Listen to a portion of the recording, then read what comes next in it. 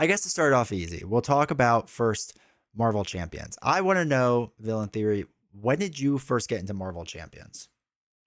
I got into Marvel Champions in a year I don't remember, but I remember the time I played Marvel Champions. I remember through what products are out. That's how it's done. Okay, yeah. So I started playing during Galaxy's Most Wanted Mhm, in the Ronin era.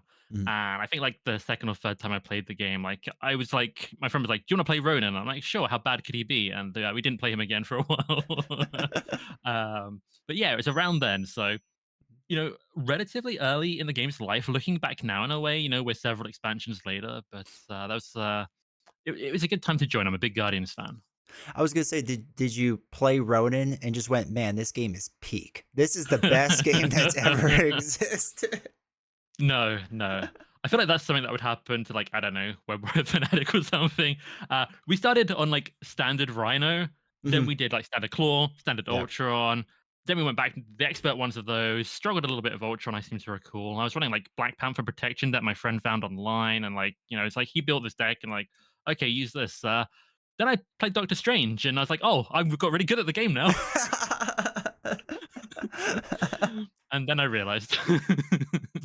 Yeah, it's a little bit of easy mode and that's something. But I mean to be fair, like back then, I feel like I don't know if you were around on Reddit back then, but it was smart move. Don't do that.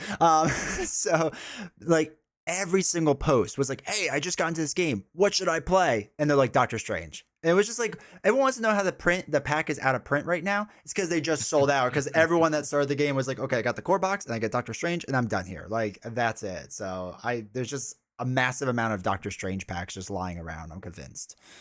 Yeah. Uh, I mean, Doctor Strange was fun when I first played him, but I know your feelings on Doctor Strange, and I've kind of come around on a similar bit. I Mhm. played a few other heroes, and I just kind of it's been hard to when I go back to play Doctor Strange, it's for the content. It's to like Sure. see Yeah. how he's doing in the current day. It's not like I don't typically choose him for fun these days, but I enjoyed him at the time, and I obviously liked him enough and everything enough to get really quite into the game. hmm There was, I think it was Daring Line, but I'm not 100% sure that somebody did Doctor Strange without the invocation deck, right? Just his deck himself. And like, he was still good. And because like the meme, is obviously, and I might be at fault for this. The meme is just that just run to the invocation deck and that's it. But like his cards are actually not half bad, like the majority of them. Yeah. I mean, I think that might have been a friendly neighborhood fanatic who did that, but I know Daring Line talked about it, and it was kind of interesting. I followed that a little bit.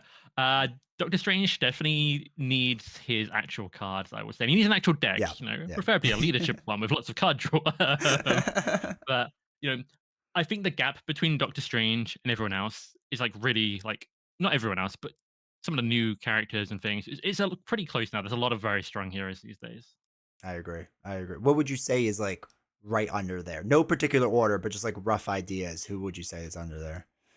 Ooh, no particular order. There's been a lot of talk about Cable recently, and I think with the new side schemes, he can just get whatever he needs whenever. It's so good. He's definitely up there. I mean, Spider Ham is the obvious one. I Yeah. think that has been long been debated. Could be above Doctor Strange already. Anyway, I had a lot of success with Spider Ham without much effort. I will say. Yeah.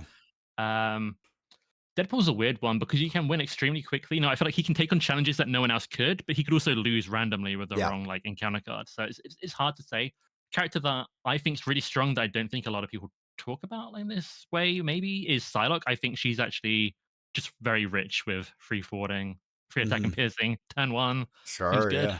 Yeah, yeah, I mean, yeah, it's nothing bad. It's funny that you bring up Deadpool because, okay, I don't care for Deadpool that much, but I think in a solo context, he is crazy strong, right? Like you cycle those two cards and you're doing what, 18 damage or whatever it is without even trying. And it's just like that one shot's a lot of things in this game. Oh yeah, yeah. But yeah, He's crazy. yeah, he really is. And it's funny too, like I've heard the cable argument, mainly because of Web Warrior. And I know like he just I mean, to be fair though, like, okay, here's the thing with Web Warrior, and I'll have him on this so he could defend himself at some point. So we're not just bashing him or anything like that. I could give him any deck, I feel like, and he would figure out a way to like beat expert, Ronin and expert Venom Goblin and whatever. So like it's not even Yeah. fair. Like if he just decide like, hey, today I'm an Adam Warlock fan. Adam Warlock's gonna be the new S tier hero, right? Like he was for a little bit, like a hot minute. Or he does it with Phoenix or whatever. I feel like he just I don't know what he does.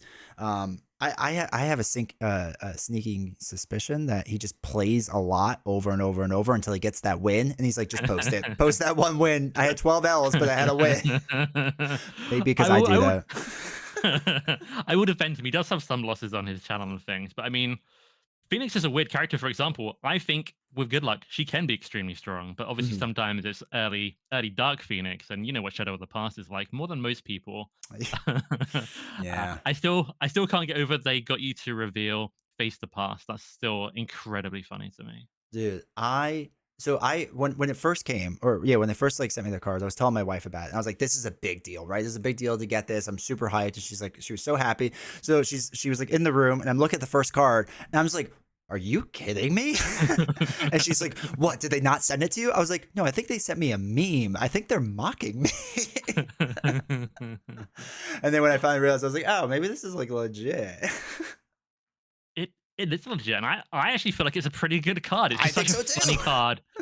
They a million percent picked you out Yeah. specifically. Like, I'm sure they pick and choose who gets what card, and I know this one had your name on it. I'm gonna say unofficially, I think it was inspired by you. I'm sure it wasn't, but it has that kind of energy. You're like, But "Okay, Shadow of the Past is gonna happen."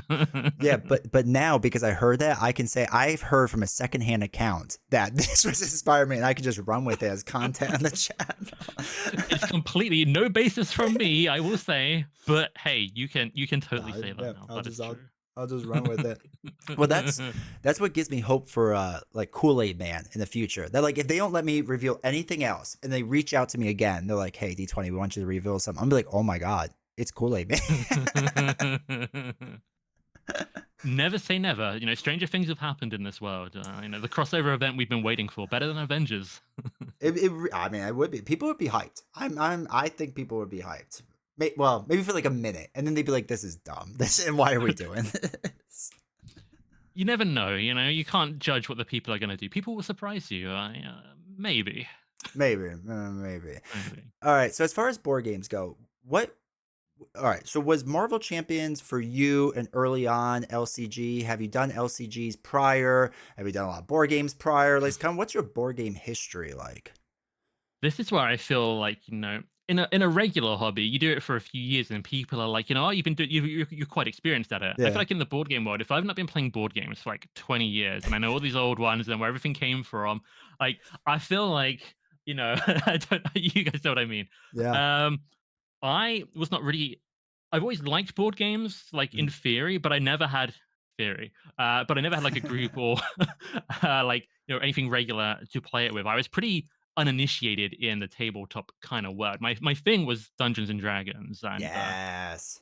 yeah, and I play a lot of video games, or you know more Sure. historically, and anything turn based, anything that was obviously that I now know is like very inspired from like Magic the Gathering and different games. Like I played a lot of that, but physically not much at all. I would say the big one I really got into, and I started to take other games, you know, not more seriously, but you know, found ways to get into them, Sure. play them more. Uh, it was Marvel Champions. It really wasn't that long ago that I really got into board games, even if I've done like adjacent stuff Yeah. for a while longer. So that's where I am at. How long you been doing D&D for? Uh, I'd say D&D itself, maybe like I don't know. I wanted to say like 5 years, but that was definitely a lot younger when I've been doing it for 5 years. My hair started going grey. Um, I don't know, 7, 8, Yeah. 9, somewhere around there. Sort of did a little RPG kind of thing before that wasn't D&D. So I've got a little bit there, but rolled a few dice now. Do you still keep up with it? Like, do you still have opportunities to play it, or is it kind of like taking a back seat? I ran a regular game like every couple of weeks, ideally. You know, Okay. if your schedules met before the pandemic, Yeah. and then something happened. You know, these people have the audacity to like have kids do different things. I mean, Hate them. it hasn't really got back going properly since a couple of little bits, but actually. New Player's Handbook is out. Where I'm planning to hopefully maybe next weekend even get back to it. And the best thing is I'm not running it, so I get to play. That's That's awesome. Yeah. Well, it's funny too because we did D&D. oh god, when did we start playing? We started playing in like 2013, I want to say. And my buddy, who was much more into like board games than we were, like we played board games, but not like what the hobby would consider board games, right? Yeah. So we started getting the D and we got really really into it and really loved it. And then, like you said, some people decided to start having kids and then just ruined it for the rest of us. And then the rest of us were like, well, I guess we'll do it too. And then we have not played D&D for like 3 4 years now, unfortunately. But it was so much fun. Like it's just that Yeah. not even like the system itself. Like I mean, I like chucking dice, it's all good. But just like the camaraderie of just like hanging out with people, just relaxing and like getting quote unquote like into character, right? Like that's just like Yeah. fun. But Yeah. I When what oh yeah, yeah. when is the Marvel Champions creator D&D stream, happening? When is that going down? I mean, I don't hate the idea. I feel like okay, so if you got like a handful of creators, right, to do it, I think it'd be a super dope idea. The problem is me. I feel like I'm the hardest person to work with. Like I think this is partially why like Nelson has given up on me, and I don't blame him whatsoever. Is because like he'd be like, "Hey, let's work together." I was like, "Yes, absolutely." And then like I'm just like I'm busy. I'm busy. I'm busy. I'm traveling for work now. I'm busy. I'm busy. And I feel so bad all the time. And like other people reach out to me, they're like, "Hey, let's work together." I was like, "Yes, absolutely." And then it's like, "Can you do it then?" No. Can you do it then? No. So I would be the weak link. So if you want to take it over, feel free to take that idea. And I'll pop I in. I'll feel be like like the guest appearance. it couldn't work without, I don't know if you know what your channel is named, D20, 20-sided dice for the uninitiated. I don't know, but the idea is out there. That'll be fun. All right. With so much AI out there, what I'll do is I'll write an AI script and it'll just be like AI D20 that shows up. And this way he can play all the time. Well, maybe D20 woodworking is That's fair. available. Get that guy on the phone. I mean, he's in Europe too, so he has better time schedule with you and it'll work out better, right? Yeah, yeah. Starting to approach midnight here for the viewers. Are you that much of a night owl? Like do you enjoy being up super late? It's mixed because in some ways I am a later in the day person. Like evening, I often feel more productive than morning. But Okay. at the same time, I feel like you go to bed too late, you lose a lot of the day when people are around and things are able to be done. And it's a catch-22 situation. And why is the whole world not night owls? Is my problem. Um, but it varies a bit for me. But definitely, my brain functions a lot better. Afternoon onwards. Okay. Okay. I get that. Every time I have like some of the late streams where it's like 11 or 12 my time that I finish up, it's just like I still have to wake up early in the morning the next day, and I'm like, I am useless today, and I got to record videos. Like it's exhausting. Oh well. Yeah, that sounds pretty rough. Yeah, don't recommend it. But we've talked about this in the past too. Like, so you're because you're in England, you're more of a tea drinker, so I'm going to judge you right there. But I am drinking tea Yes. right now, so I won't judge you too much. Excellent. Yeah, Is there but it milk in it? no, no. Oh, that's No, not you just tea. it's just plain tea. It's just I just took the tea bag. Actually, it's green tea too. So I don't know if you drink green tea, if that's all right. Is that I don't, acceptable? but I respect it. I respect Okay. it. It's acceptable. Oh, okay, good. I know, but like so I used to drink like 3 pots of coffee a day, which is probably stupid unhealthy. And I would get like shakes all day. So now I've just supplemented with like 5 pots of tea and only 1 pot of coffee. And I like to think I'm being healthy, but that seems like a lot of liquid to put in your body too. So I don't really know. I'm gonna say it's less unhealthy than just the coffee. So, we take the silver linings. Yeah, yeah, no, I'll take that for sure. You mentioned that you played video games. What video games do you play? Or did you play? Do you still play? I still play. Okay. I picked up the new Dragon Age recently because I'm such a fan of like the original, and How do you like it? I prefer the original to be quite a Fair enough. lot. It's functional. But Mhm. I still play video games. I actually have a video game video on my channel, just one, which is maybe a little bit obvious. It was Marvel Rivals, which is the new kind Mm. of online shootery kind of thing coming out. So I enjoyed that a lot. I played that way too much when I had access in the beta. um, but I mean, I play a lot of like role playing games these days. If the D&D stuff wasn't making that obvious, but like I like strategy games as well, stealth games. Uh, but I will play anything. You know, I'll play Mario Kart, Mhm. Tears of the Kingdom. I know you played that. I played that as well. That was amazing. So a That was little bit of good. everything. Did you like Breath of the Wild more, or did Tears of the Kingdom more? Ooh, I think they both have little pros and cons over each other. But I think Tears of the Kingdom was my Interesting. preference. I think I'm a Breath of the Wild guy. Just because like Mm. we did the map once and it felt like we just did it again, but like with air, right? And like it's not bad. Like obviously Tears of the Kingdom is phenomenal, but it's just like I was like, oh, I'm kind of like re-exploring. Like it feels like the same places, but Yeah. yeah. And I was never super into like as a kid like Legos or anything like that, like building. And I feel like because I didn't appreciate the building system as much as I should have in Tears of the Kingdom. You know.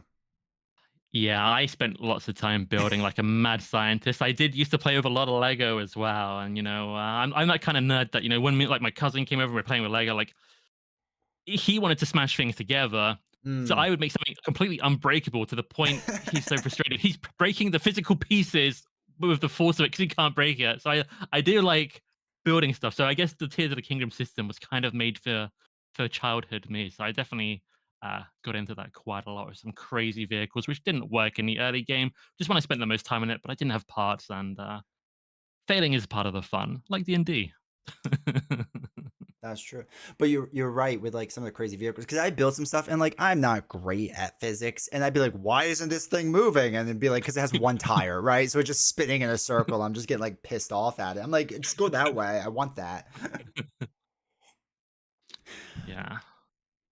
I'm, from the gaming world, Zelda players are like board gamers. I'm going to Mm, generalize everybody here. naturally. If you haven't played like a bunch of the old ones, you're not a real Zelda fan. And I would admit, I played a bit of Ocarina of Time, but I never actually finished a Zelda game before Breath of the Wild. So, judge me. Really Yeah. I was a interesting. Mario guy.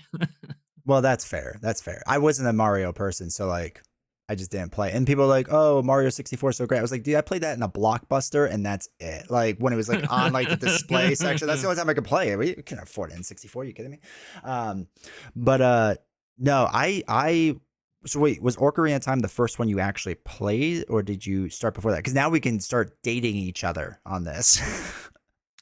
Well, here's the thing. I didn't own an original Ocarina of Time on the N64. I think I played like the version you could get on like the Nintendo Wii. Oh, okay. Um, I did have a 64. I had Mario 64, Mario Kart, and my favorite game, Super Smash Bros. Good one. Um, and I played, the green person from Zelda that was for some reason called Link. What's all that about? Uh, I don't know if that was the first one I played. It might have been. All right, fair enough. You're still young. Yeah. I started when I was like 4. I want to say is when I played A Link to the Past on SNES. I remember we got an SNES and we played it, and I was like, I don't know what this is, but this is blowing my little child mind right now, and this is what I want my life to be. And yeah, I fell in love with Zelda ever since then. Played almost all of them. Mm. I have played that one a little bit, like, again, like, I probably actually maybe Switch Online, so, maybe kinda recent for that, but I did enjoy Mhm. I played, like, I think through half of it before I got distracted by all the Sure. flashy other things. Um, but yeah, when I played Super Mario 64, I was too young, I couldn't finish it, but I have since been back, and I played a lot of the old retro games. I played the, Mario on SNES, which I think I wanna say Super Nintendo. That's Super Mario World, is that correct? Okay. Yeah, but I played a bunch of the old ones. I've gone back and played them, so I do like the older games. Are you the type of person that will play one game as much as you can and stop and switch to another game, or will you cycle like 4 or 5 games, let's say, or whatever amount of games? It varies. I would say my preference is to like get a game and really like dig into it, but sometimes I will move about a couple. But yeah, preference is to stick with one. But I don't, especially these days, like aim to 100% anything. It takes so much time. Mhm. There's so much stuff going on in life. like the old one I do. Speaking of Mario, Super Mario Wonder, which is out on the newest one on the Switch, I think the 2D one. I 100% of that, for example. But that's not also a super long commitment compared to I don't know other games. So yeah. Well, that's my the last long game I beat was Persona 5 Royal, and it took me 80 hours to beat. And I was just like, this is a lot of time. But like I was just but like my I had to go to a trip to Italy. So my wife and my son left to Disney with her parents. So I was like, I had 2 days at home to do nothing. And I was like, well, guess we're gonna play some video games. And that's like all I did. And I was like, wow, if I have no responsibility and no job and no nothing, I could get a lot done. That's pretty impressive if you did all 80 hours within 2 days, that's, It 4 hours was sleep and go. it was about, I think, like 45 hours I did in the 2 days. And it was just literally like, because I hate sleep. I hate sleeping. So I literally would sleep for about 6 hours. I would eat breakfast, just play, skip lunch, and then it'd be dinner time. And I was like, oh, I should have made content for the YouTube channel. This is bad. Persona has been on my list, but you're scaring me off it in case, it becomes too consuming. Because presumably you must have enjoyed it a lot to play it that much. They those so I've only played Persona 3, 4, and 5. And I've never played the first two, but I heard they're good, but they're like old, so I'm sure they'll be remade at some point. They are all three some of the best games I've ever played in my life. Really. It's it is weird though, because like half of it's like a high school dating simulator. Like, I mean, to like a point, like it's really a high school simulator, but then like you're supposed to like date and be friends with people and whatever. And maybe it's because I wasn't like super popular in high school. I'm like, well, now I'm popular in this game, so this feels good, you know? I don't know. But like you kind of have to get over that. Not get over it, but just like acknowledge that's like half of it, and the other half is just like punching things in the face in a dungeon, you know? Have you played Fire Emblem Three Houses? Yes, it's so Because it sounds good. like the same thing. Yes, yeah. So basically, it's that. Okay, I played that. I like that quite a bit as well, actually. So Have how many times have you beaten it? once. Me too. Me too. It's fair. It's fair. Okay, okay. I brought that up to somebody, and they're like, "Oh, have you gone through all three houses and the alternate like ending?" And I was like, "I have no idea what you're talking about. I beat it one time." That's funny. Like the sad truth in a way for me for Fire Emblem, like it's a game I've heard about a lot, and it's right in my genre, like strategy, move stuff Hmm. around on the battlefield. Awesome. I probably spent more time playing Fire Emblem characters in like Smash Bros than I have ever played Fire Emblem. But one day I'm planning. I sort of was going to get the new one, but we'll see if I get around to it. Engage, is that the new one? Yeah. I still haven't finished it. I'm on the DLC now, so I'm like 50 hours in, or maybe 40. Maybe it's not that far, but I'm on the DLC, and like the DLC is really repetitive, and I kind of want to get out of it. Like I like what they were trying to do, and I won't spoil anything, obviously, but like I like what they were trying to do, but it's just like, okay, like I know what the next like 3 hours of my life is gonna be. Can we just kind of like get through it? You know what I mean? Yeah. No, I So definitely get that. That's a little bit how I feel about Dragon Age. that's fair. I hear a lot of mixed things. Like obviously, there's people that are diehard Dragon Age fans. They like it for what it is, but they're like, it's a weaker entry in the series. Yeah, I mean, I've played Dragon Age Origins like through start to finish, and probably all the DLC. Most of those times, like 6 times maybe, and so on. Like I Nice. really like. I love Dragon Age. Dragon Age 2 as well. Dragon Age Inquisition maybe like 2 or 3 times, most just to finish playing through like the trilogy. But this one, I don't know. I'm just finding it a little bit harder. Maybe I also feel like I'm a little bit less. I have less time for video games these days, so it Sure. has to grip me more if I'm really going to commit to it. And it just hasn't quite made that impact. Yeah, that's fair. Would you say that's your, like your most played series then, or do you play another different series? No. Oh, tell me more. I mean, it depends. I've played a lot of games, far too many games over the years. And I used to like play a lot of like the online, like Warcraft kind of games. I Sure. played like I played a lot of different Mario entries, honestly. Like I played a lot of different ones. Like one, Super Mario Bros. Original, like two, three, World, 64, all of those, and all the spin-offs. Well, not all of them, but Mm, you know, Mass Effect I probably played more than Dragon Age in terms of the BioWare RPG. Mass Effect okay. is my favorite one. Except Andromeda, which I had a similar problem with. I just, I wouldn't say it's a bad game, but I couldn't get my teeth into it like the old ones. It's kind of like I'd rather stop this game halfway through and just go back and play the original. That's Diamond's Edge, who's like in chat now and again. I think he's in some of the discords and whatever. Maddie, he had me. For a while I was playing video games during the day because I really hate my job. So I was streaming video games and I was doing Mass Effect, and I liked it because I never played them. So I was playing the first one. I got like, I don't know, quarter halfway through, and then of course I stopped for like a few months. And I was like, I don't know what I'm doing anymore. I don't know why there's aliens everywhere. I don't know what's going on. There's a giant ship, and I'm not sure why. It was so bad. So like, I want to go back to it because everyone loves it, and I heard two is really good, I think people say. Yeah. Yeah. I I like the first one the most for Okay. story, but the other ones are still really good. Like second one is kind of like I don't know, the golden child, where like the gameplay stepped up a lot, and actually the companion sort of involvement stepped up. You get like a lot of rich interaction in that regard, as well as good gameplay. Uh, the Legendary Edition is actually pretty good, so I would Okay. recommend that if you can get access to that. Yeah, I'll have to check that out. Now, are you the type of person when you play like with these games, do you go 100% try to like get all the side quests or as many side quests as you can, or are you just like a main story warrior and you're like, I'm here for the main story. I don't have time for side quests. I feel like I've refined my RPG sense over many years. So Mm. there's side quests, and then there's side quests. There's voiced dialogue and interesting still decisions or stuff like interesting lore and stuff. And then there's a note here. Go pick that up. Go kill 5 of these. This other note. Congrats, you've got 2,000 credits. Like Yeah. I don't care about that. But if there's interesting stuff going with characters, I will try and do it. I don't think like I typically 100% these things, but I'd Mhm. say, shout outs to Baldur's Gate 3 as well. That's one I've been playing, in the It's recent, good. coming Yeah. through. Yeah. I do most of the side stuff. Okay. Okay. And then are you a Final Fantasy guy or no? I played like half of Final Fantasy 7. The original or the new one? The original. Yeah, the original. Yeah. It's And good. that's all I did, I'm afraid. I feel like That's fine. in a different life, if my parents had bought me like a PS1 instead of a Nintendo 64, I might have been a Final Mm. Fantasy guy. Like I could see it happening, but it hasn't really happened. That makes sense because yeah, actually makes a lot of sense because I grew up on with a PS1 that I got secondhand and had Final Fantasy 7.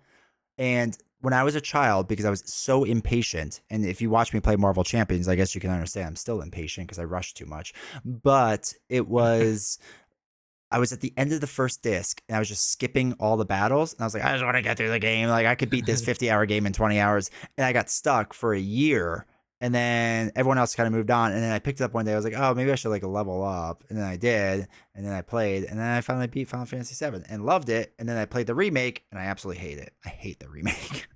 I've seen like some of the one of the streamers I like did play like a lot of the remake, and I watched a few hours of it, like kind of on the side a little bit here and there. It looks like a completely different game and a completely different style. So like, and for me, I obviously didn't play the new one. I didn't even finish the first one, so my opinion is beyond meaningless. Yeah. But for me, I feel like I would rather go back and play the original right now Um, than maybe try the new one. But that's just my very hot useless take. No, I'm all about hot takes, and I'm about useless takes as well. But well, that's the thing. Like the first game, like Midgar, like the first section was like 5 hours, or maybe 10 hours, and then the remake is like, no, we're gonna spend 30 to 40 hours here. Buckle in, boys. And it's like, why? This isn't that exciting. And they added so much, like just fluff, and I was like, ugh, whatever. It's got, the Hobbit energy, I would say, in terms of, you know what I'm talking Yeah, about. yeah. That's hilarious. Yeah. Yeah. It was just one of those shames because like again, Final Fantasy 7 growing up was like I loved that game more than anything. And then I was like Mm. so hyped for this remake. You know, you heard about it for years and years and years. And all my buddies and I are like, it's gonna be any year. And we're in high school. It's gonna be any year in college. It's gonna be any year. You know, get married and have kids. Any year. And then it finally happens. And then it's just like it was never gonna work out, right? Like you build it up in your head that's gonna be like this amazing thing. It's never gonna hit that level. So Mm. oh wow. Yeah. But It's mm, it's interesting thinking about. I think the first time I actually played Final Fantasy VII was on my cousin, our less violent Lego breaking cousins, PS1, and I think I got to play it like a couple of weekends when they brought it to like families, and I think I did really enjoy it then. So I will just go back and say if I did have a PlayStation 1 when I was younger, we would be talking a lot of Final Fantasy, I imagine. I know. And then we could have argued about which was better, 6, 7, 8, or 9. And we get into all that. And then you get into the 10 discussion, and that becomes a whole thing. And then we have to make all the meme jokes. And that's all this talk becomes for 2 hours. Yeah, maybe it's a good thing in That's true. hindsight. That's true. All right, I'm gonna swivel you back a little bit to Marvel Champions because there is something I wanted to ask you about Marvel Champions. So Oh yeah. I consider you probably top one or two deck builders in Marvel Champions. Okay. Because I don't have to read your description and I can still do well with the deck. Okay. That's That's not how they're designed. doesn't matter. That's how it works. But anyway, so I think you're a really good deck builder. And I want to ask kind of what your process is for deck building. Is it theory crafting in the beginning, like online? Is it physically looking at cards? Is it just kind of playing through things? Is it just trial and error? Like, what is your personal process for that? It's interesting because a lot of the decks I have online, I actually don't, I would build basically all of them just even just a little bit differently these days. The Mhm. edit button on Marvel CDB would be amazing. But until then, this is a weird topic to talk about because I feel like I'm so deep into deck building. I played like so long, and I've experimented with, you know, I've tried all different kinds of decks with all different kind of heroes so much. I feel like my experience and like the way I do it is probably very far removed from like someone that's they say new to the game. Mm, Uh, and they're like, for me, I feel like I know most heroes well enough to know like strengths and weaknesses, and I kind of know instinctively, sort of, know not exactly what I'm going to put in, but I'm leaning certain ways, and I know that I like to have a certain amount of consistency and a certain amount of tempo. mm, That I'm. It's very difficult. Let's talk about a new hero coming out like Magneto. sure. Something I typically do, and I actually use this to help do my videos, is I will go on a Marvel CDB. I'll make an Adam Warlock deck, and I'll have like on my other screen like Magneto Hall of Heroes or the article open or something, and I will looking at what he can do and like what he has, then go through the aspects and add stuff into the Adam Warlock deck from all different aspects, kind of as Mm, like a notebook where I have easy reference to like mouse over the tooltips and I can see what they're going on with. And when I'm starting to figure out what they'll work with, that's kind of part of the process there. So when the character's actually out, I've already kind of done the research and I kind of know. So it's not kind of like new product, where do I go? I'm at this point always, already like ahead of that. So it's kind of weird. Um, but usually I have an idea, and if that works, you start there and you kind of build outward. And I will build up to like 50, I've even got up to 60 cards, and then you trim down and mm. then see how that looks and reiterate and trim down. And I use the test function on Marvel CDB. You can go into like charts and test and stuff. Oh, And I look at the alter ego hand. I'll do that a few times. Like, what if I was in this scenario? What if I was in that scenario? How would I play this out? If I'm being really serious about it, if I'm just grabbing a quick casual game, I don't sure. do all of that. But that's a little bit of a rough insight, I would say. Have you ever built a deck and just been like, "Okay, this is gonna be good," and then you play it and you're like, "Wow, this is the most trash deck I've ever built in my entire life." Because that's like half my decks. I don't think that's half my decks, but it's definitely happened where I've had some idea, and it just the pieces haven't come together. Like I thought, oh, it'll be consistent because of this thing, but this thing actually doesn't work with this like slight timing thing, or it's like a little bit over ambitious for it, and I'm just left feeling like, yeah, this is clunky. And yeah, so it does happen. It sounds like it happens a little bit less to me. Uh, Yeah. but I think that will happen to everyone, especially if you're trying to do something creative with the deck. The further you're pushing the boundaries, the more likely it is to go horribly wrong. That's fair. Um, so when I don't know if this ever happens to you. This happens to me all the time with deck building, where I will build something and I realize that I'm treating the hero as a plug and play. So like basically, I built the deck that's good, right? It's a good deck, but I realized the 15 cards that like the hero has like doesn't matter. Like I can literally put anyone else in and it will work just fine. Like it's not. There's no synergy whatsoever. Do you have that issue? How do you fix that issue? I would say it depends on the deck type because there are some decks which I feel like you can just take off one hero and put on another, and it basically works. I think the sort of one these days that's relevant would be X-Men leadership Sure. because it's Uncanny X-Men, bunch of X-Men allies, Utopia, triple or like double resources. That's most of the deck right there. And you might tweak it a tiny bit per character, but you could totally not do that. And you would make something that most X-Men would beat most scenarios with every single time. And I think that's the nature of that archetype because Uncanny X-Men is so powerful. It's rewarding you for putting X-Men in. There's only so much room to maneuver around that. And sometimes putting in more unique things for the hero might not be as strong as putting in more allies. Yeah. Um, I would say outside of that, I don't think it happens too much, but I would say it's more if I'm building a certain kind of archetype or deck, that's what can be put everywhere rather than that hero specific kind of thing. But then there are characters like Captain Marvel where you don't really want to play their 15 cards. You want to use those to pay for the other cards, where I think that's kind of naturally kind of comes to them. Yeah, I kind of had the same issue with Sidekick, right? Like it feels like with Sidekick it's like all right, I have like a 15, 20 card staple and like I care about the one signature ally and that's it. And then like I was like, "Oh, I was so hyped for this." And then it just like oh, no, it kind of fell apart. It's whatever. Sidekick is, I think, one that is trickier to build around than people anticipated. I feel like I see people struggle with that card. And I think it can be done and made interesting with the other cards as well, but it's so hero Yeah. specific. That's and yeah, it inherently has some inconsistency as well. Because what if you don't find that ally? What? Yeah, yeah. That's like my life in a nutshell. It's just like every single time, it's just like, I'm trying to get to work or whatever, and then or I don't get I'll get the thing that or the sidekick card that attaches to them, like first opening hand. And I'm like, okay, I can't use it, so I'll throw it away. And then of course, like then my signature ally comes next hand. I'm like, oh my god, are you kidding me right now?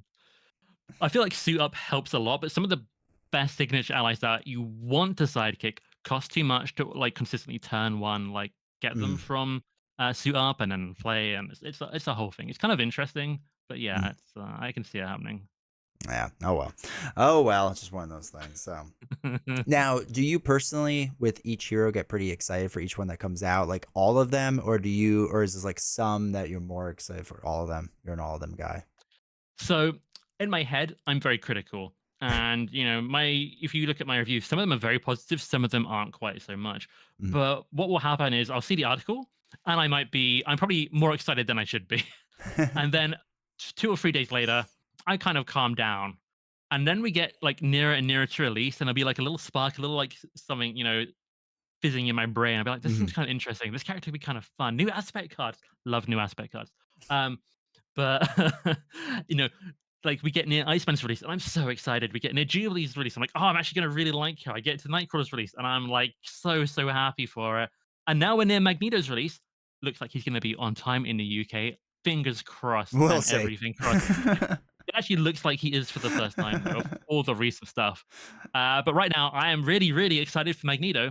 When if you watch my like article preview, I'm like, he looks like he's going to be good, and I didn't steal the cards and reserving some judgment. But what we saw looked kind of, I think the word a lot of people were throwing around was vanilla. But now I'm Mhm. super excited. um, yeah. I think it was good on them for the Magneto article to not show that much, because it kind of like it was like a slow ball excitement, right? Like because we just had Nightcrawler hype still, so like as that was dying down, we started seeing more and more cards from Magneto, and it's like, oh, okay, no, there was something there, right? And there's a lot more excitement there. So I think the way FFG did that, I actually really liked. I thought that was good. It's interesting because it's so different. We had so many Mhm. content creators reveal stuff this time, like that the 20 guy, whatever. I guess they The trying to get kind of King. a card. um, It was really interesting.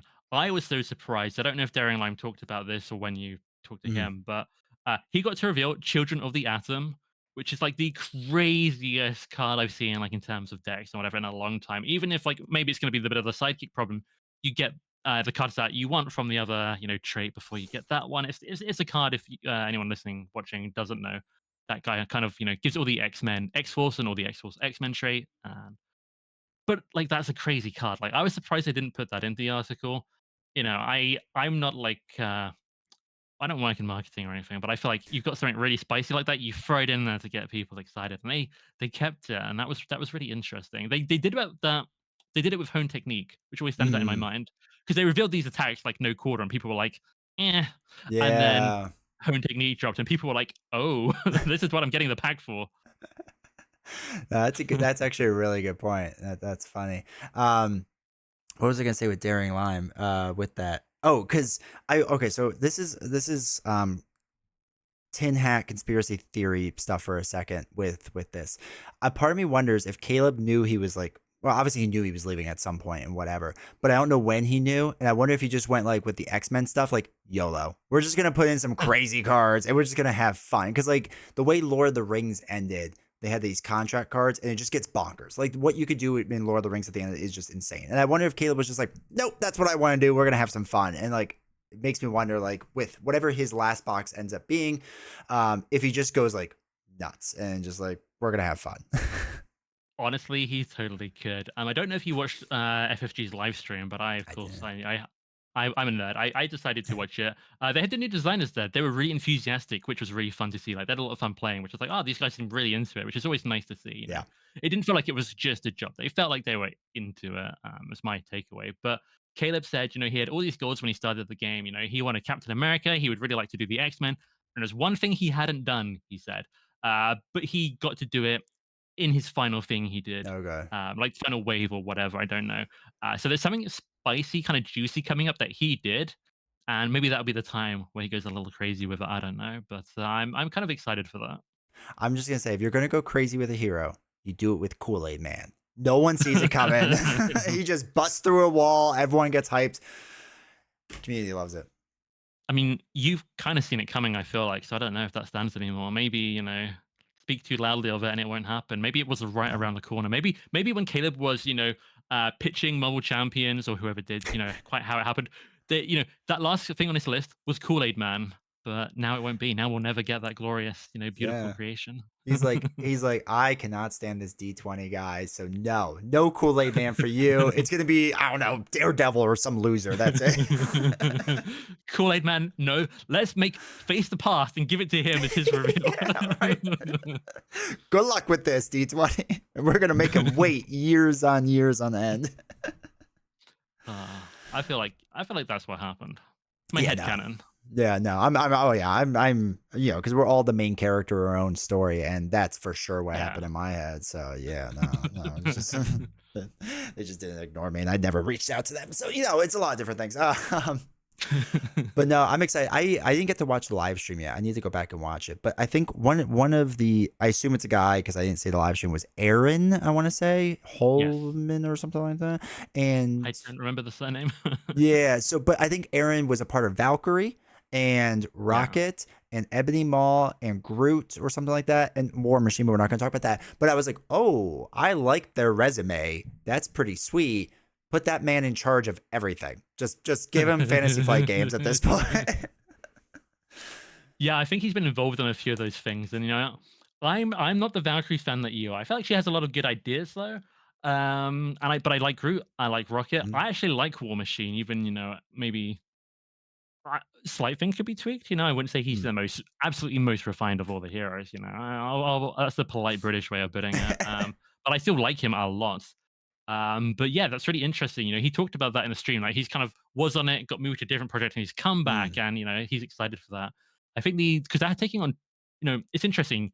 Caleb is leaving, and they're bringing on two designers. So it's Aaron, and I believe his name is Frank. I'm still learning Mhm. the names of, We'll get there but one day. he seemed pretty interested in like everything as well. I feel like he maybe worked on something as well for Marvel Champions. I'm not 100% sure if that's accurate. I know he worked on the deck building game, Star Wars one with Caleb. Okay. So something like that. But I was pretty optimistic about it. I like Tony's designs, and I feel like these guys kind of have a different energy, so that like be different creative stuff coming from more places than ever before with the game is kind of what I'm feeling. So I'm feeling optimistic about it. Yeah, I mean, I'm pretty hyped. And even though I don't like War Machine, I still like what they were trying to do. Like it was outside the Mm. box. It was something different, and I appreciate that for what it was. And it just, it didn't click with me. I think as a solo player, he's just not that good as a solo hero. But in multiplayer, he's a much better hero there. So, um, Yeah. but while I'm sad Caleb is leaving, obviously he was my favorite designer. And Tony I like less so, but he still has designs I like. Like X-23 is still, I think, one of the coolest designed heroes that's out there, and his name is on him. It's good. And so okay, like if you give me a bunch more X-23 type heroes, like let's go.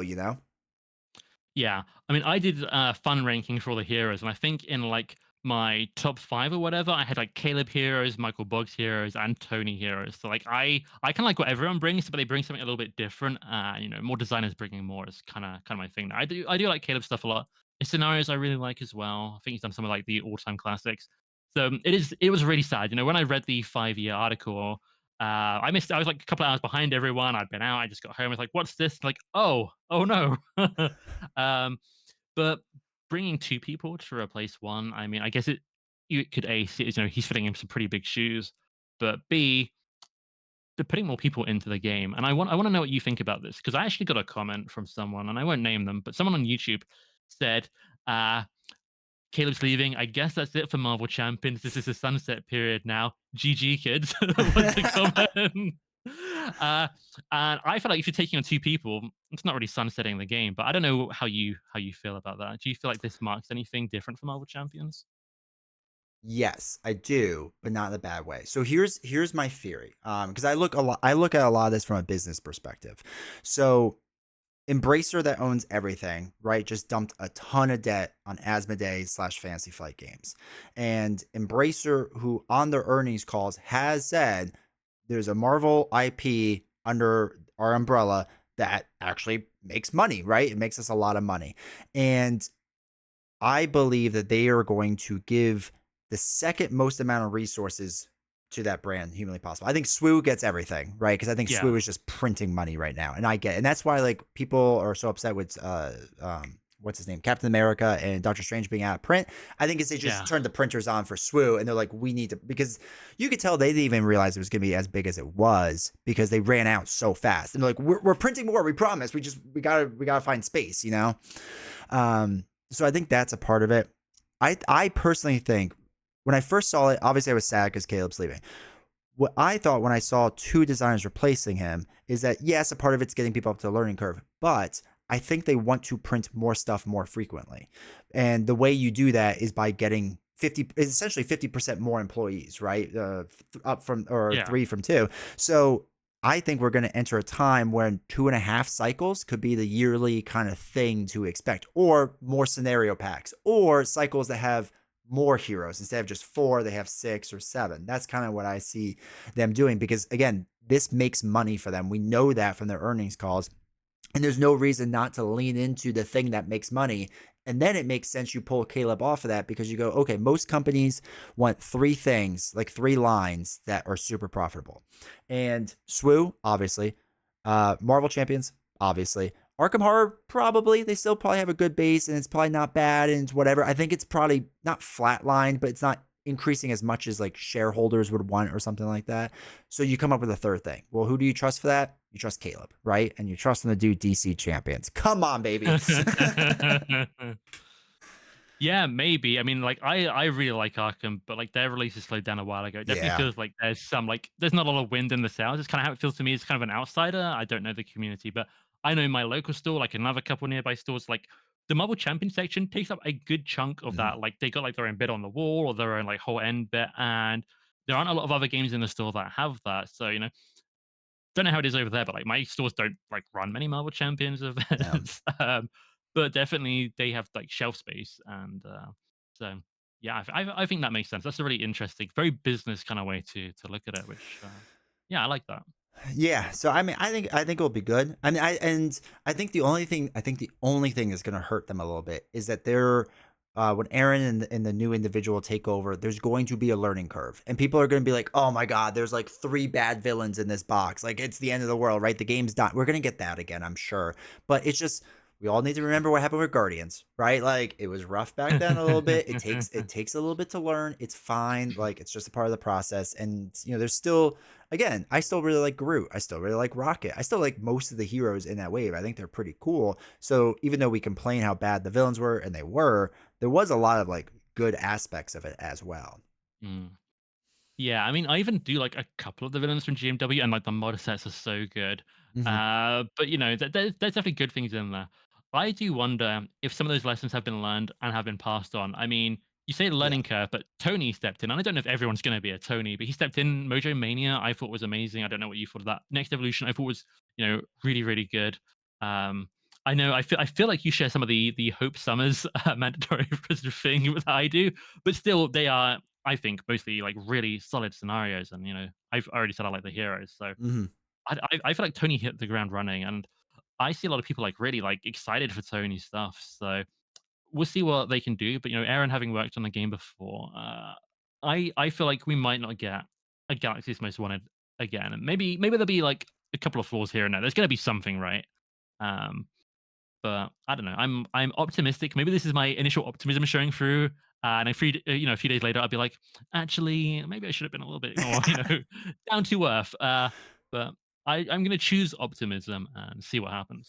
No, that's the healthy and good way of looking at it. Because Mojo Mania, I liked Spiral and Magog. I don't like Mojo. I don't like the system in which when he takes the one mod set and just dumps it on top, and they all just like key off of each other. Like that's really frustrating. Like I don't like the design. Shuffle it in, give me a shot.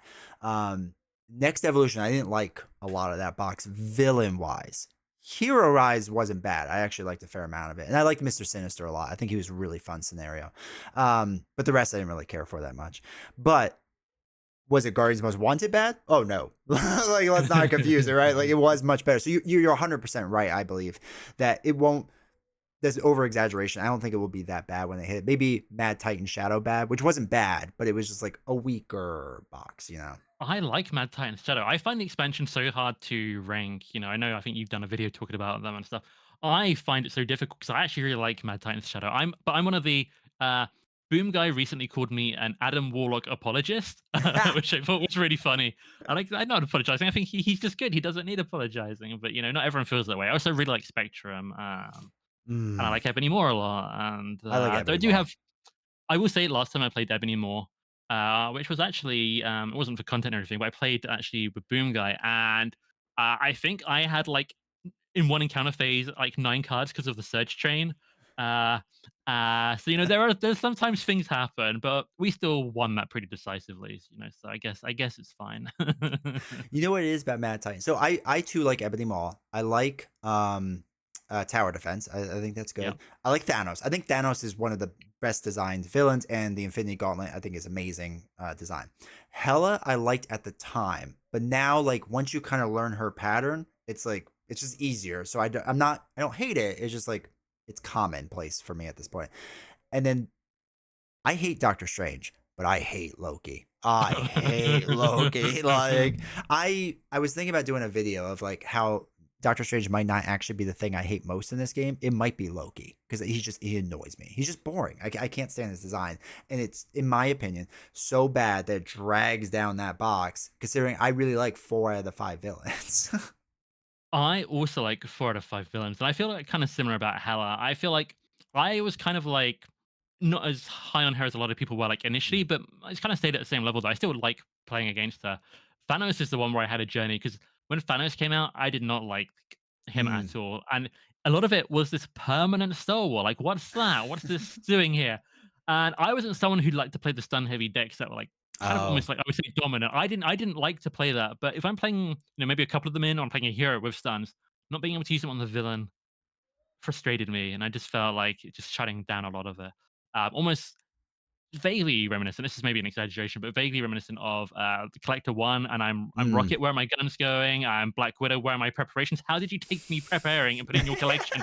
What is that about? You take my grappling hook. Like okay. It kind of felt very similar to me, but over time, especially where I think I've got used to Steady and Still being used a lot more now. Mhm. Um, but also him being like stalwart from the get go is like kind of his thing, rather than something that's shutting me down. It's his unique flavor. I kind of come around on him a lot more, and I actually really enjoy playing Thanos all the time now. For me, Loki, I don't hate him, but he's definitely very low down for me Yeah. because it feels like hard work. It can be a little bit swingy. It's Mhm. just there are things that, and I have had times where I've really enjoyed it, but definitely on the whole, I definitely yeah. I'll also I've got to think on this now. We've got the Infinity Gauntlet, but I feel like most of the mod sets there don't stand out to me too much. I did like Frost Giants a lot though. Yeah, was Frost Giants the first one where we saw the 4 boost icons? Was that the first time we saw it with the I Lofty? th- I think it was like it's also in a couple of like Loki's encounter cards, but I think as a Yeah. mod set, I do think Lorfi. I'm gonna say 100%. I don't know, guys. Don't judge me. I'm gonna say 100%. It was Lorfi. I remember when I first saw that, I was like, I cannot wait to play Scarlet Witch and finally pull this card. It's gonna just feel good. And then it never worked out because the game never works out the way I want. So yeah. Global logistics. Yeah, exactly. That is Uh, definitely not a D20 card. No, no, it's not. Okay, so one of the last things I wanted to ask you about is content creation because obviously you're one of the best content creators out there. Everyone knows you. You're phenomenal. Everything you do is perfect. It's amazing. Help. Much better than me. No, no. So what got you into it? Like, why did you decide to do it? For a while, and I like talked to my partner, like I was like, I could do this, but I Mm. don't think I will. And I said no to it. And then it came up again, and I said like no to it. I mean, I also brought it up and said no to it, but like I was like, it's on my mind, but I think I should, and I on my mind, I think I shouldn't. And it came from a variety of sources that eventually piled on enough pressure that I'm like, okay, I'll do it. So one of them is my favorite channel for Marvel Champions initially, and this is what really got me into the game because I didn't do any of that Reddit stuff you're talking about. I didn't do any of Yeah, that. I just had the game my smart. friend showed me, uh, and then he's like, "Here's a video," and I'm like, "Who's this?" It's Tony Tales, and I watched all of Tony Tales stuff, and like he was like my guide for everything. Really getting into it from like around Galaxy's Most Wanted end of that like Mad Time Shadow. Like I watched everything, almost religiously, Mhm. uh, and when he left, I feel like it left a huge void in the community because I'm like, who do I go to for this Yeah. specific type of thing right now? Because that was what I really enjoyed. And I have from time to time left humongous essay like comments on his videos and some others, but like his I like responded to like really in depth, and he responded. And I got like so into it, and I just like so I miss that kind of thing. So making just going slightly more to the analytical side and slightly more just like diving in like pretty deep. That was something if I was going to do content, I was always going to do because it's something I wanted more of on YouTube, and I couldn't quite find like that. Mm. So definitely the lack of what I kind of specifically really wanted drove me to kind of end up doing it. There's a negative angle where I used to do deck building, but it's not all sunshine and roses. And let's just say it became very stressful and Sure. almost like anxiety inducing to post a deck. Yeah. I just didn't want to engage with that. And I actually think I spoke to you maybe in Nelson's Discord or something, and you actually encouraged like why not YouTube? People on YouTube had been kind to me. Nelson like had interviewed me. You've played my decks before. Josh, is very supportive, and it's like you guys seem to work together. And it's not like everything's perfect everywhere Mhm. because anything that happens, the years that people put hours into something's gonna happen somewhere with someone. But Yep. it just seemed like that was gonna be a better space for me to engage with the community and my favorite game. Um, there's probably a couple of other things I'm forgetting to mention. I actually did stream on Twitch video games tiny bit for a couple of months a few years ago. So like the idea of doing content again kind of appealed to me a little bit Okay. there. Um, well, nothing as serious as I've done now, obviously, but there's a few things that drew me in. So that is kind of the rough kind of thing that eventually I'm like, okay, I'll do the content. I'll see what I can do, see how it goes, and here we are.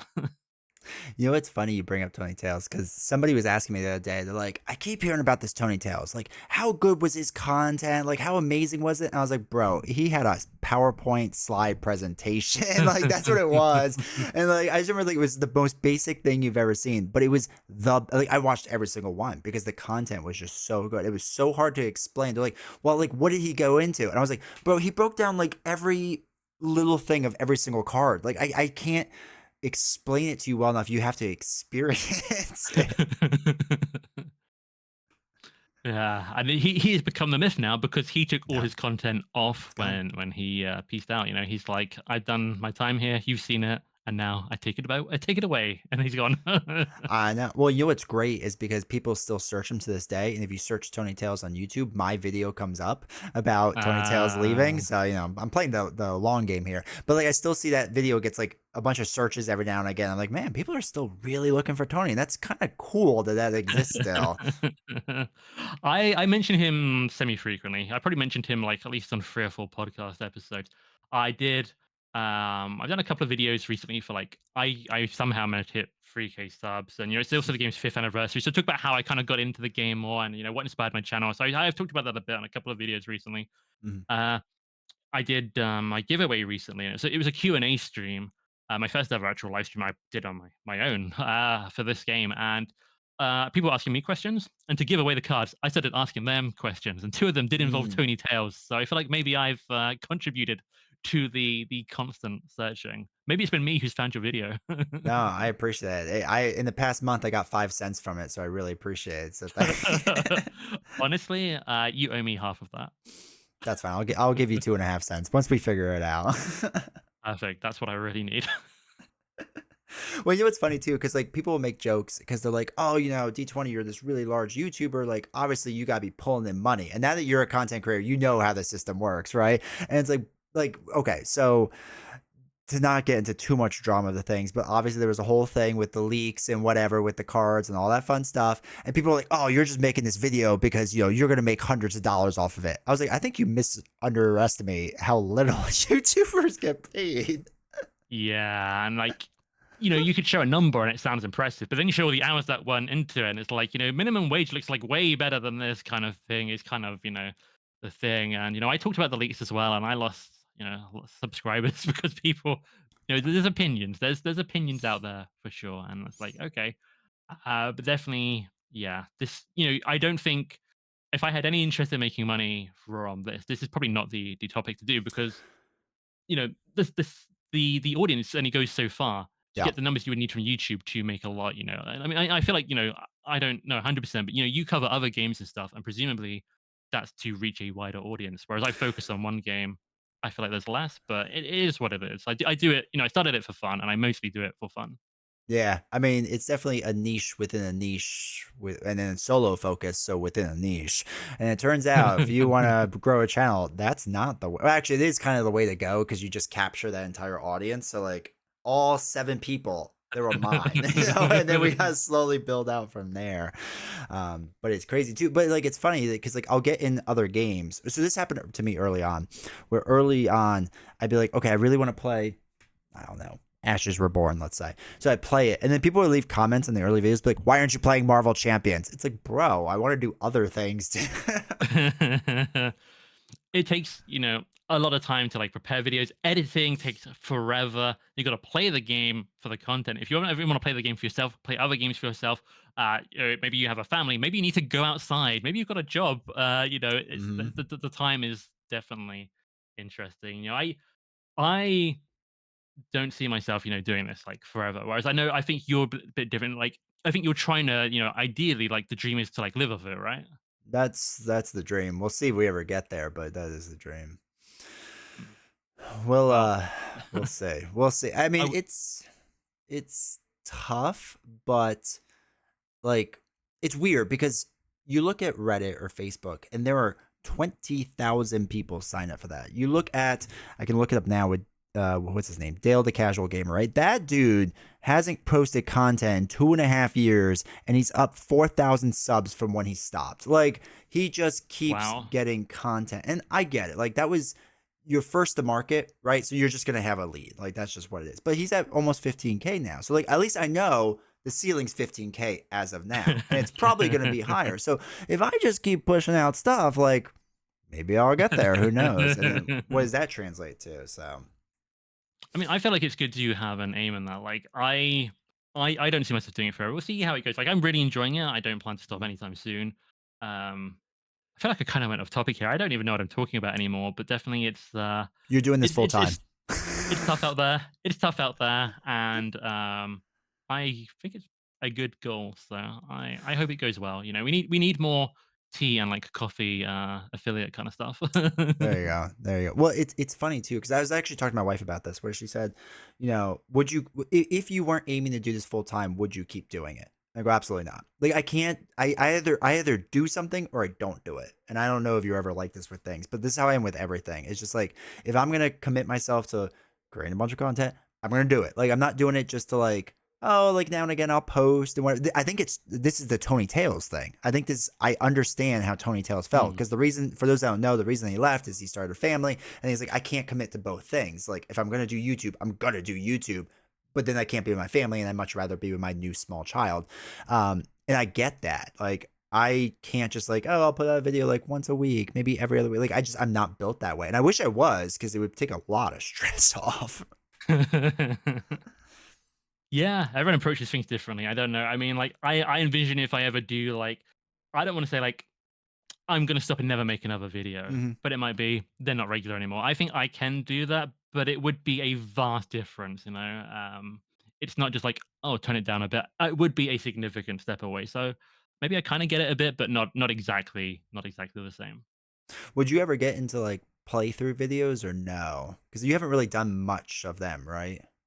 I've done 2 gameplay videos, but my Okay. my problem I kinda have is that I don't have the space here to conveniently have it Okay. set up, like, all the time, so it's kind of an effort for me to get it done in the Yeah. first place. It's kind of a bit of a commitment, and I'm happy to do it for, like, the streams, me, you, and Nelson have done a game. Sure. I've done, like, games with a couple other people, but it's just that slight inconvenience because I have enjoyed it. When I did it, I really enjoyed it, and I think I'd get better at, like, talking and playing the more I did it. So it's something I'm interested in, but I don't think it's gonna become something I regularly do in the way that, like, you do it, anytime soon.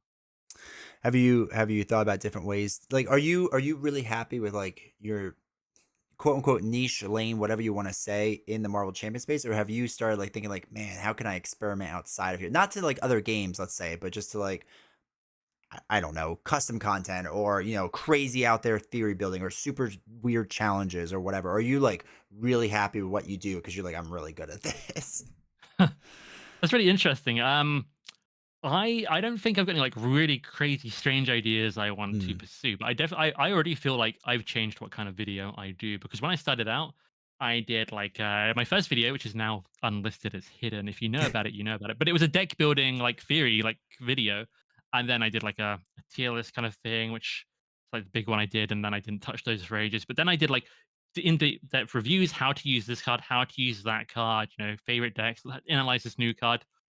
These days, I feel like I still do like a good amount of that, especially in certain videos where I go really in depth. But I also feel like I do more kind of entertainment now. Not maybe Mm. in some of the style that you do it, but it's definitely things where I'm putting out like this is interesting to talk about. I can talk about it in a fun way more than just analyze everything. So I think I do more of that these days than I used to. Um, so that is a little change I would say I've done. That's kind of just naturally happened, and I still intend to be very nerdy. Definitely, I'm also leaning into that a little bit more consciously now. When I first started, it was a lot of playthrough stuff, and I liked it because that's what Nelson and I both did, right? We were just like, gameplay, gameplay, gameplay, gameplay, and it was good. And then I slowly kind of transitioned into the rankings and just like, hey, this is fun things to talk about. Let's talk about these fun things, and that's when everything switched because like it's just mentally less taxing and just like, and it's more enjoyable for me personally. And then Web Warrior Fanatic comes around and he starts playing the game. And I'm like, oh, I can't play that good. So I can't aspire to that. Like that's it's just my play ceiling is like his basement, right? Like it's not gonna ever work out for me in that regard. Which I think was good for me because it pushed the channel in a different direction. So I totally get it where you're just like, oh, the channel goes kind of slightly different than what you thought. Like it feels good when that happens though, and it just kind of like takes over. Yeah, that's interesting. I mean, but your gameplay is good though. Let's say you're not making like the micro decisions in all these like tiny places to like push maximum efficiency, etc. But you're really entertaining when you play. Like you are like the most funny like streamer to watch play Marvel Champions. I feel and I don't feel like it's close in terms of like that. Mm, Like and you do a lot of how do I phrase it? I feel like you're like a streamer in a way. Like, you'll do the challenges with chat. You'll really yeah. engage in like a deep way. It's something I don't see much in like Marvel Champions or like the other board game kind of like things I do like dabbling Mm, in watching sometimes. It feels more like so I'd see more like in a video game stream, but it works there because it's really fun and I really enjoy that. I Like appreciate it. you the problem with your streams is they're not UK friendly in time. No, they are not, unfortunately. Though I can get the Australians because they're just like if you did during the day for you, Australia's like sleeping or whatever. So then I get all these Aussies just like streaming into my chat and taking it over. That's really funny. Like Nelson tends to stream earlier, and I feel like we get quite a few British people like in that, which Yeah. is funny. But no, it's funny you bring it up because like that was the goal because I realized I wasn't a good player. Not that I'm not a good player. I'm fine at the game, right? I'm good enough, but there's much better, and like Nelson's a better player than me. Web Warrior Fnatic, Daring Lime, like new people are coming up, and I'm like, well, there's another one already better than me. But I decided early on, I was like, all right, we're going to lean into entertainment. Because I'm like you, I will watch live streams and video game live streams where they do like speed run challenges or different challenges. I was like, that's what I want to do. Like, that's just like a fun thing to be a part of that community. And I need to do more of it. It's just like, it's exhausting. But that's like the cool stuff. And I think, spoiler alert for people, D20 or D20 2025, holy cow, that's weird to say. Um, is going to be a bit different. I think we're going to cool off on some of the gameplay footage and do more of those bigger challenge things because I think they're just fun. I think they're different and they're interesting and unique. So we'll see. I got to plan it out and whatnot. Yeah, that sounds fun. It sounds like something I would like to watch if I'm, going full night owl, I think, or whatever. Just stop sleeping. It's not good for you. Just stay awake 24/7. Drink more tea. Yeah, my sleep's not been good lately, so I'm halfway there. There you go. There you go. We're practically there. All right, all right, my friend. I appreciate it. I've held you for long enough, but really quick before you leave, where can people find Villain Theory? You can find me in my secret lair, except it's secret, so I guess I'll just tell you the And content that's stuff. it. Uh, no, YouTube, Villain Theory, you guys probably know. I've got a podcast on Spotify and other places, Shadow of the Cast. You've been on that. That was That was fun. That was a lot of, you've interviewed me and how I got into this, but some of the way you got into it and some history is actually on that. So if any viewers want to check that out, I'm going to Mhm. plug that pretty hard Yeah. right now. But it's a good episode, so I really enjoyed that. Doing your podcast was a lot of fun. That was really enjoyable. It was really cool to be on that. So yes, people should definitely listen to it. And then immediately after that, listen to all my podcasts. We're gonna pass you guys on the charts. So that's the goal. Yeah. Good luck. Fair enough. All right, dude. I do I didn't appreciate mean, that. I did not mean for that to sound arrogant. No, we're gonna end right on that. It's just like we're gonna start the arc of D20 versus Villain Theory right there.